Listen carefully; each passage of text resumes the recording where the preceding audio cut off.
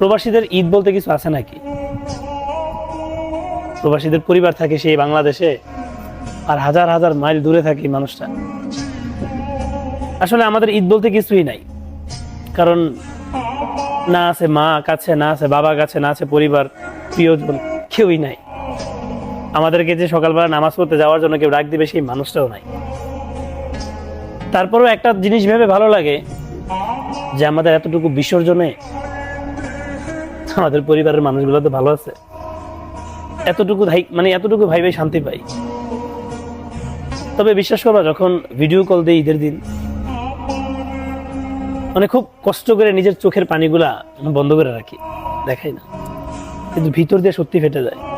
এটা শুধু আমার একার না, প্রত্যেকটা প্রবাসী। কারণ একটা প্রবাসী জানে যে আত্মীয় স্বজন ছাড়া এই দেশে এই যে একটা আনন্দের ঈদ, এই আনন্দের ঈদটা কতটা কষ্টের। এত কষ্টের মাঝেও একটা প্রবাসী কিভাবে কাপড় চোপড় কিনবে? পরিবারের অনেক মানুষ বলে হয়তো, কি ব্যাপার, কাপড় চোপড় কিনো না কেন, নতুন পোশাক কিনো না কেন ঈদের জন্য? প্রত্যেকটা প্রবাসীর একটাই ডায়লগ, তোমাদের কি মাথা ঠিক আছে? আমি যে আসার সময় আমাকে ব্যাগ ভর্তি যে নতুন কাপড় চোপড় গুলো কিনে দিছো, সেই কাপড় চোপড় গুলোই তো পরে আছে, এগুলোই তো পরার সময় পাই না, আমাদের লাগবে না।